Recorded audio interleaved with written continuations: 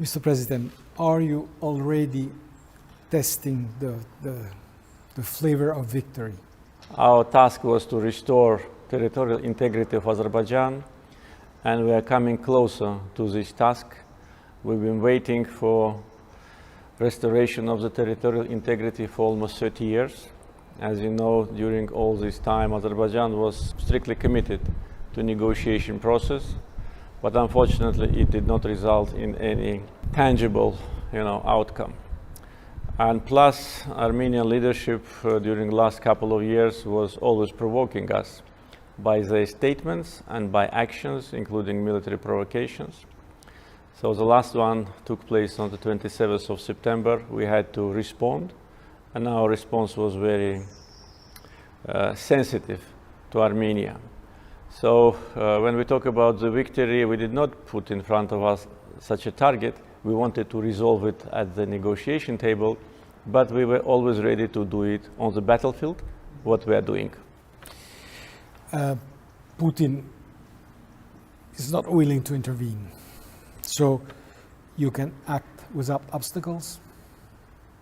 Actually, I, on many occasions, commented the situation that the co-chairs of the Minsk group, 3 countries which are at the same time permanent members of the Security Council of the United Nations, adopted resolutions back in 1993 which demanded immediate and complete and unconditional withdrawal of Armenian troops from the Azerbaijani territories. Therefore, these countries themselves created the legal base for the settlement. But Armenia did not implement these resolutions. Another point which I was referring to is that mediators must be neutral, no matter how they feel about the situation, how close their relations are with us or with Armenia. But if they are not neutral, they cannot be mediators. Therefore, the neutrality now which we more or less see on the ground, I think, is the only way how the things can happen. Therefore, it was not a kind of for us a green light. We responded to Armenian attack on the 27th of September without any 100% understanding who will do what. We just did what we thought was right to defend our country, to defend our people, and to restore justice. Mm-hmm. How useful is the Ankara support to your action? It is very useful. This support came from the very beginning, from the early hours of the clashes which started on the 27th of September. President of Turkey made a very clear statement that Turkey stands side by side with Azerbaijan, and that was a very important sign of political and moral support. And I many times referred to the fact that this is only political and moral support, but it was sufficient, because such a strong country as Turkey, when openly declares its position on this issue, it also sends a signal to the whole world that Azerbaijan is doing the right thing. Azerbaijan is restoring its territorial integrity. Azerbaijan is fighting on its territory. We are not aggressors. We are not attacking other countries. Therefore, this political support, which started in the early hours of the clashes and continues up to now, is very important for the conflict resolution. What can you say about the jihadist presence that President Macron and Russian Foreign Minister announced that they are fighting against Armenia with your army? Is it on many occasions? I already during this time, more than 1 month, referred to this issue and said that this is not true. This is not correct information. I don't know why this information was circulating and still is circulating. First, we haven't been provided with any evidence, any proof about that. All were words, and those words were articulated in the early days of the conflict. And you referred to President Macron's statement about that. That was only in the first days of the conflict. Since that time, we didn't hear these kind of statements. So this is first, no proofs, no evidence. Second, no need. Many times I said, we have an army of 100,000 fighters, regular army. We can mobilize several times more if we, announce a total mobilization. We have modern weapons, we have sophisticated technology, and we have a very high moral spirit. Therefore, there is no need for that. But unfortunately, what happens on the other side is being ignored. We already have enough evidences about foreigners fighting on Armenian side.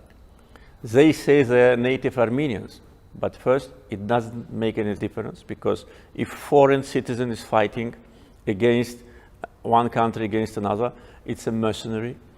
Then we do not have 100% evidence that all of them are Armenians. We know that there are others. We know that PKK is there. We know that some terrorists from the Middle East joined so-called army of Nagorno-Karabakh. Therefore, unfortunately, this issue is absolutely out of picture. So it creates an impression of a deliberate attack, political attack on Azerbaijan. And plus, why Armenians are also exploiting this false statement? Because for them probably it is very painful to admit that we beat them on the battlefield. For 30 years, they've been pretending that they have an unbeatable army. For 30 years, they were telling that they, on their own, occupied our territories, though we know that it was wrong. So we proved them who is who. We proved that their so-called unbeatable army is a legend, is a mythology. And for them to admit it is very painful. But they already admitted their defeat. Prime Minister Pashinyan sent a letter to President Putin asking for military help. This is an admitting of their military defeat and our victory. What will be the difficulty for you to manage a possible victory in a territory which is populated by 98% of Armenian people? This territory was populated with this, maybe higher now. It was higher because all Azerbaijanis have been expelled. They committed ethnic cleansing against Azerbaijanis. It's statistics, Soviet statistics, not our statistics. How many people of different nationalities lived in Nagorno-Karabakh Autonomous District in the end of 70s? There were almost 25% of the population were Azerbaijanis, 40,000 people. Shusha was 98% inhabited by Azerbaijanis. Today there's no one. In Hankendi there have been many Azerbaijanis. In Gadrut district, in other districts, Khojali, which they committed a genocide, was 100% Azerbaijanis. So they've been all ethnically cleansed, killed, tortured, and expelled. And unfortunately, no one accused Armenia of that. We didn't see any sanctions on Armenia. We didn't see any serious, information support to us. So that was done, and they created a reality on the ground. This is first thing. Second thing, 200 years ago, there were no Armenians at all there, because I many times referred to the treaties which Karabakh Khan signed with Russian Empire. That treaty, Kürekçay Treaty 1805, nothing is said about ethnic Armenians. Ethnic Armenians were brought to that region from Eastern Anatolia and Persia by Tsarist Russia in order to change religious and ethnic composition of the region. So this is the historical part. Now we come to your question. I many times said that all those who live in Nagorno-Karabakh will continue to live there in peace and dignity. Armenians are our citizens. There are thousands of Armenians who live in different parts of Azerbaijan, primarily in Baku. And those Armenians who live in Nagorno-Karabakh, they can be sure that their security will be provided, their financial situation will be much better, and they will live much better life than today under this suppression of the junta regime in Nagorno-Karabakh. 3 ceasefires has already been broken. The peace talks seems not to get any result. Who is to blame for? Armenia. Look at the chronology. First ceasefire was agreed in Moscow. In less than 24 hours, they attacked Ganja, with ballistic missile from the territory of Armenia. It is proven. Russia, France, and United States, and many other countries can detect the launch of ballistic missile. So they know it was launched from Armenia, and Pashinyan was lying when he said that it was not them. So that was in less than 24 hours, and they attacked at night in a very mean way. They attacked deliberately the residential settlement. And as a result of 2 attacks, almost 30 people, innocent people, including children, were killed. Second ceasefire was violated by them after 5 minutes of the announcement of that. And the third ceasefire they violated, attacking Barda. So it was not us. What we were supposed to do, sit and wait when they are killing us? Of course, we respond and will continue to do it. They needed ceasefire in order to continue their aggression, in order to try to regain and occupy again the territories which we liberated. And also they wanted to create a chaos, a panic in Azerbaijan by attacking civilians, but they miscalculated the spirit of Azerbaijani people. Yes, we suffer from these mean attacks. We have 91 civilians so far killed and more than 400 wounded, but this did not break our will. On the contrary, it makes us even stronger. What would you answer to Premier Pashinyan that I met 3 weeks ago, and he said that he feared for a new genocide in Nagorno-Karabakh? Absolutely false.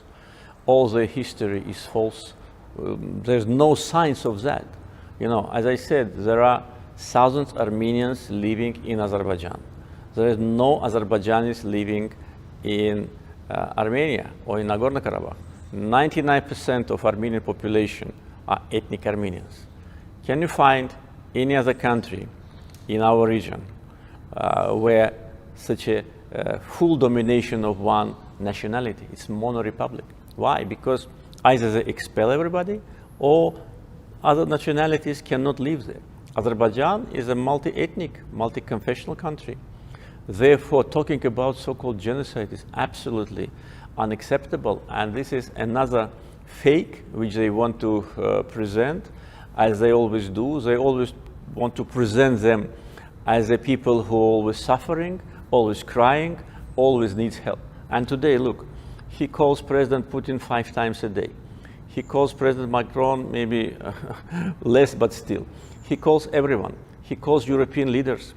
He asks for recognition of Nagorno-Karabakh, not understanding that there is a unified position of European Union on territorial integrity of Azerbaijan. Therefore, he tries to use every, fake, method in order to get some support. Therefore, it's absolutely wrong.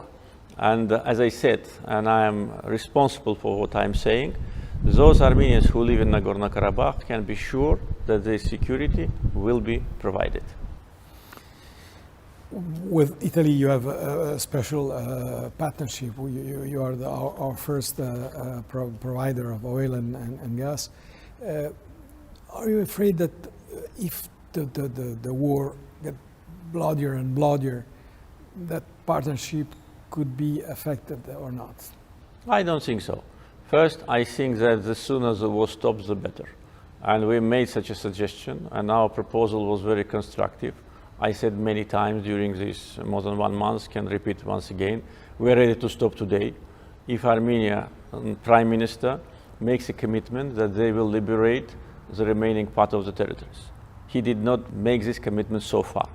When asked about compromises, he always talks about self-determination. But self-determination is not the compromise they have to do. Their compromise, so-called, must be liberation of all occupied territories with respect to the implementation of UN Security Council resolutions and the basic principles.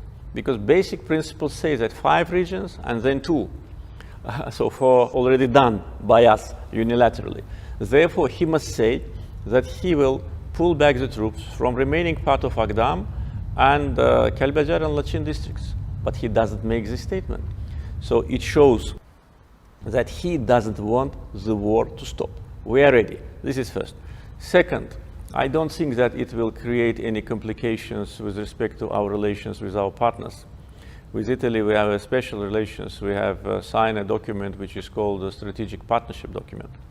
And just before the pandemic, I paid an official visit to Italy, which was very successful. And with a very big plans, I returned back home. And I'm sure we will implement those plans, though pandemic interfered a little bit. But it is mainly non-related to energy sector. On energy track, we did, I think, all what we planned. Today, I think Italy, for us, is a major trading partner because of oil supplies. And also soon we will celebrate the inauguration of TAP, thus Southern Gas Corridor will be completed. And plus many Italian companies work in Azerbaijan successfully for many years. We are planning to invite more Italian companies as contractors. By the way, they have completed such important projects as petrochemicals here. And with President Mattarella together, we've been at the opening ceremony. Therefore, I'm sure that this conflict will not influence our relations, not only with Italy, but with no other country. So I'm sure about that.